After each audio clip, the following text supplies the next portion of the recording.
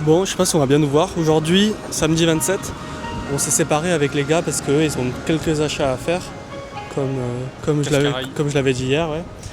Et donc nous, on est allés du côté de la baie d'Osaka pour aller se promener, visiter un petit peu. Et eux, ils sont allés faire du shopping dans Osaka et on se rejoindra sûrement dans l'après-midi.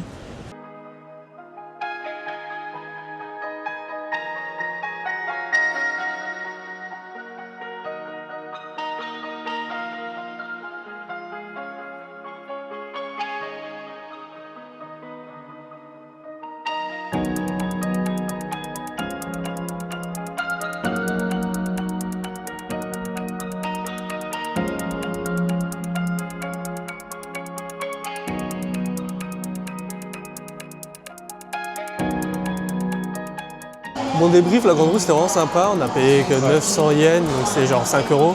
Et en vrai on avait une énorme vue sur toute la baie d'Osaka, donc c'était vraiment trop sympa. Voilà, on va aller se trouver un petit truc à manger là, et puis voilà. On enchaîne avec Legoland. Legoland, on retourne dans le sens. Et après on rejoindra sûrement les gars. On va voir ouais, où ils en sont et tout. Ouais.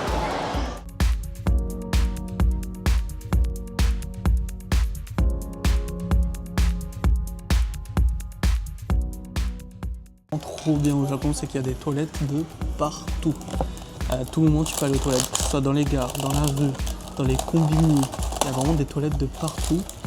Et c'est trop pratique en vrai, parce que dès que t'es en vie ou quoi, hop, tu peux te laver les mains, tu peux te faire ce que tu veux.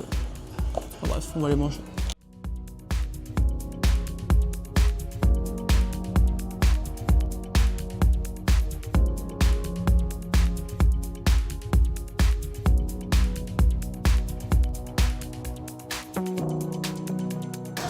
Bon, petit craquage, on s'est acheté quelques figurines là parce qu'on est tombé sur un magasin, une mamie qui vendait ça et bon, vraiment pas cher.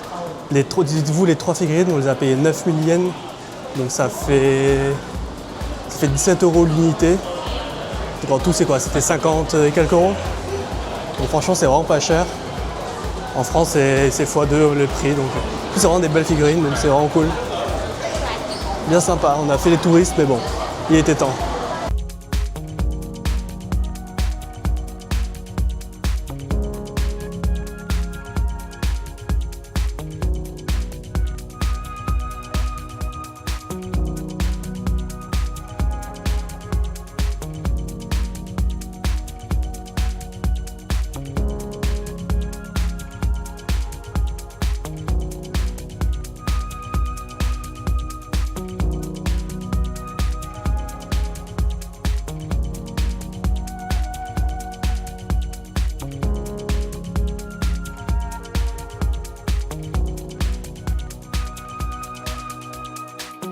Petit point info là, du coup on est dans le temple Shitennoji à Osaka.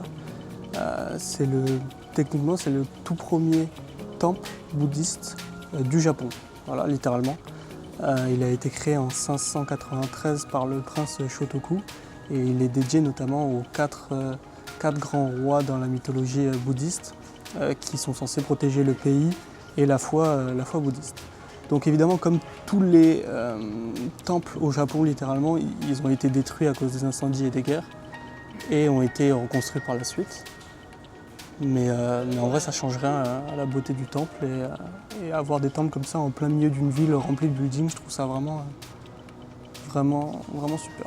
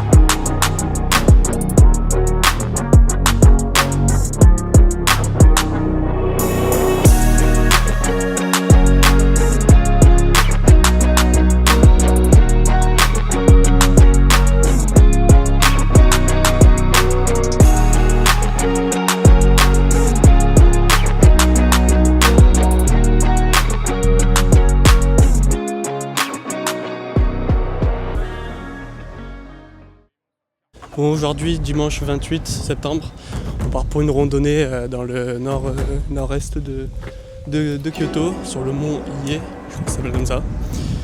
On a quoi, combien de temps, Max? On a 11 km 5 à parcourir sur un parcours avec un dénivelé de 800 D+, assez costaud. On va littéralement traverser cette montagne en face. Voilà. Et puis de l'autre côté, on arrivera à un autre village au niveau du lac Biwa. Et puis voilà, on va voir comment ça donne, comment ça rend. Petite randonnée, il fait beau, il fait pas trop chaud pour l'instant. C'est vrai qu'on va prendre le soleil en pleine tête et on va voir comment. On sera dans la forêt. Ouais. Après il fera peut-être humide, du coup on sait pas trop. Rien à dire pour l'instant. Dans la RS. Ils sont dans la zone RS pour l'instant. Je pense que dans quelques heures ce sera pas pareil. Mais voilà, ça va être sympa je pense.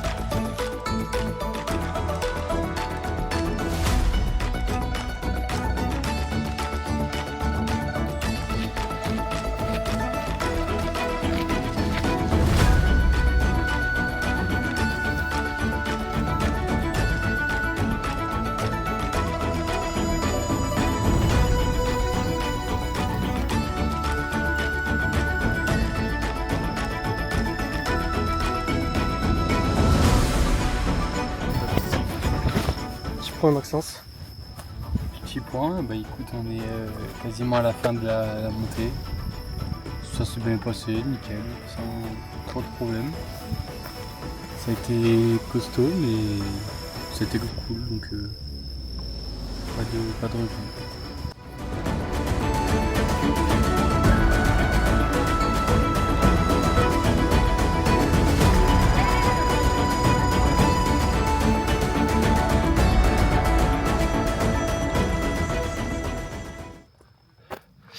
Là on est par là ici, on a monté tout ça.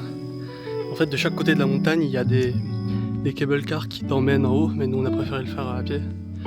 Et donc en haut normalement il y aura tout un tas de temples, on pourra peut-être voir. Et ensuite on va redescendre tout ça pour aller du côté du lac Biwa ici.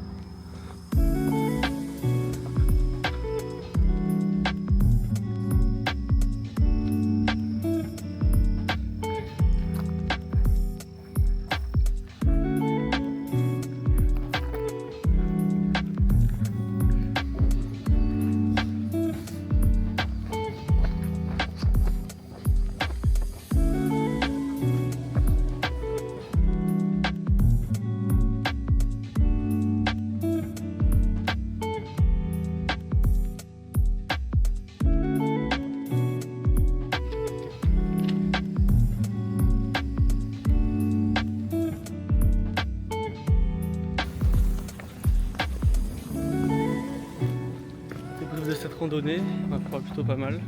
Un peu épuisant quand même. En vrai, on a fait peut-être quoi, 12 km, comme ça. Ouais, 10 km. Puis 800 mètres de dénivelé à peu près, je crois, un truc comme ça. On arrive sur la fin. On arrive sur la fin, donc dans le village de Sakamoto. Et on va aller trouver un combini parce qu'on n'a pas mangé encore. On avait pris un bon petit déjeuner avant de faire la randonnée.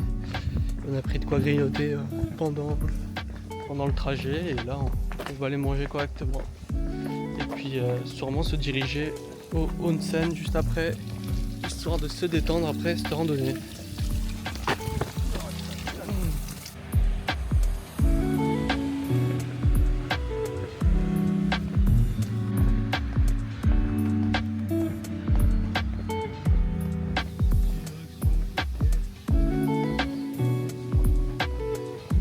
coup, je vous fais une petite voix off pour vous faire un petit débrief du onsen, parce que j'ai remarqué qu'on n'en avait pas fait du tout à notre tour. Donc ce onsen-là qu'on a fait, c'était vraiment un onsen beaucoup plus grand que celui qu'on avait fait auparavant, qui était beaucoup plus traditionnel. Là, c'était un petit peu la piscine municipale comme on a en France. On a pu tester différents bains chauds, il y en avait à 38, 39, 40 degrés et même un peu plus, il me semble. On a aussi testé avec Théo et Nathan les bains froids, et Adrien aussi d'ailleurs.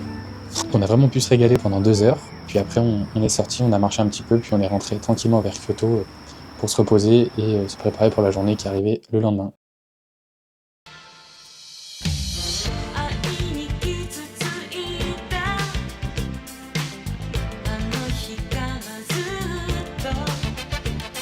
Bon, du coup, débrief, il y a eu pas mal de rebondissements hier soir parce que les gars ont reçu un mail de Marseille, des profs de Marseille, pour leur dire que leur rapport de stage ne convenait pas. Du coup, ils ont commencé un peu à le... Et surtout, ils ont 2 jours pour le refaire. Donc, ils ont commencé. Ouais, nous, tout va bien pour l'instant, donc il n'y aura pas de galère pour notre rapport de stage. Mais comme ils ont 2 jours, et ils ont commencé un peu hier soir, sauf que du coup, ils se sont couchés tard. Du coup, on s'est levé tard. Du coup, on n'a pas forcément commencé une journée habituelle et tout. On n'avait pas vraiment de planning aussi. Et voilà, en plus, on n'avait pas vraiment de planning. Aujourd'hui, Donc voilà, donc ce matin tranquillement, on est resté à l'appart, etc. Nous, on a fait 2-3 trucs pour de notre côté nos cours et l'université. Et on a quand même décidé de partir du côté de Koriyama. Donc c'est une petite ville à côté de Nara, où il y a notamment un château, des ruines de château qui disent, même si d'après les images, ça a l'air vachement bien rénové.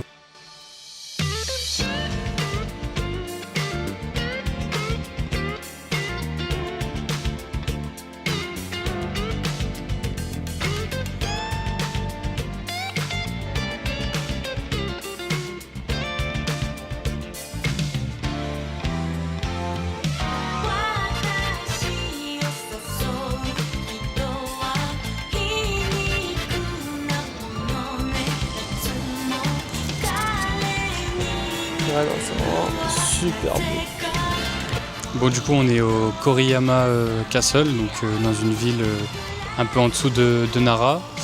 Donc, c'est un château qui date du XVIe siècle, qui a été construit par les seigneurs féodaux à l'époque.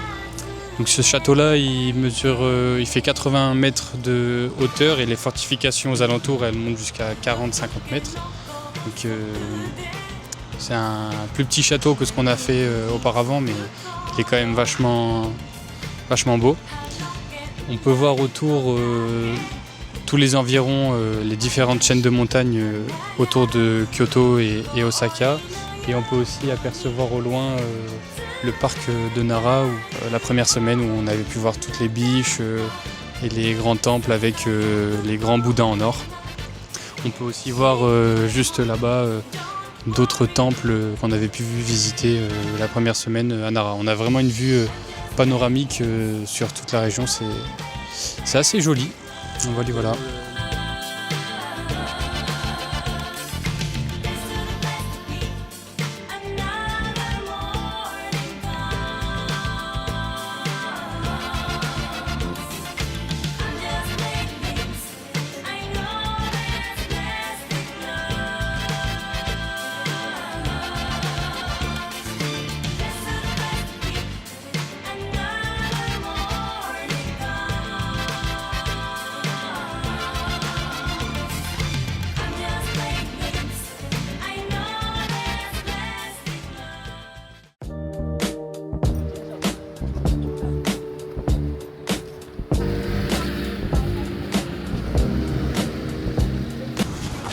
Bon, aujourd'hui, lundi 29, on est parti ce matin dans la commune de Uji, au niveau de Tokyo, un peu dans le sud de Kyoto. On a fait un petit peu de train et de bus pour arriver là. Et on va visiter un temple et un sanctuaire qui sont juste à côté. Et qui ont l'air pas mal, mine de rien. On n'est pas du tout allé dans cette partie de Kyoto depuis notre arrivée. Donc on va aller voir ça avant de se diriger dans le nord-est de Kyoto.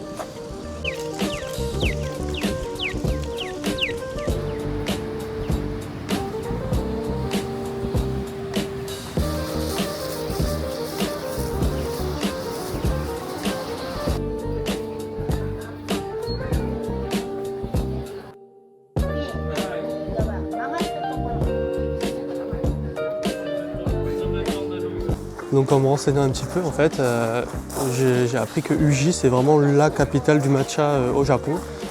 Ça fait depuis les années 800 à peu près que le matcha s'est développé. Et en fait, ils utilisent une technique d'ombrage juste avant la récolte. En fait, ils mettent de l'ombre au niveau des feuilles de thé, etc. pour avoir un peu moins d'amertume et que ce soit riche en umami. Donc umami, c'est la 5e saveur au-delà du sucre, du sel, etc. Qui donne une forme assez ronde. Enfin, on retrouve cette saveur un peu dans les aliments de type parmesan, les tomates mûres, de ce qu'on m'a dit, les champignons, enfin les choses comme ça. C'est une saveur goûteuse, bouillon, des choses comme ça, qu'on retrouve beaucoup dans le matcha. Et donc du coup ici, Uji, c'est vraiment la capitale du matcha. Et c'est pour ça qu'il y a énormément de commerces qui en vendent.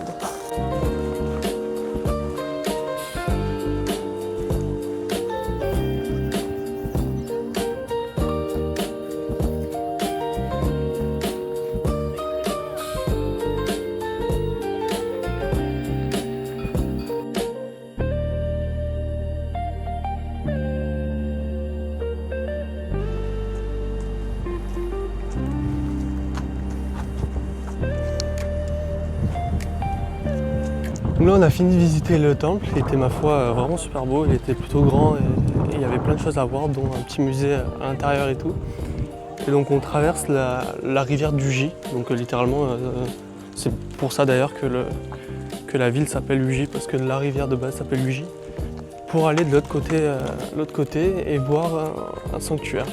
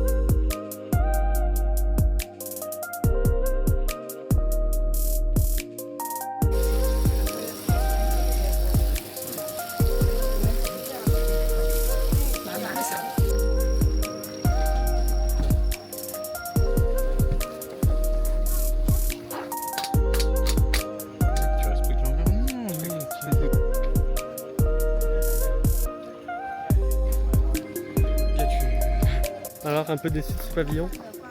Non, pas déçu, mais c'est Les sûr jardins que par sont beaux. rapport au pavillon d'or, c'est un peu moins impressionnant. Non mais les jardins sont Mais vraiment les jardins sont beaux. Ouais. sont bien plus beaux et bien plus grands. Donc bon, sympa à voir quand même. Tu le mets dans ta liste? Je le mets dans ma liste. Ouais, il est dans la liste. Il est pas très haut.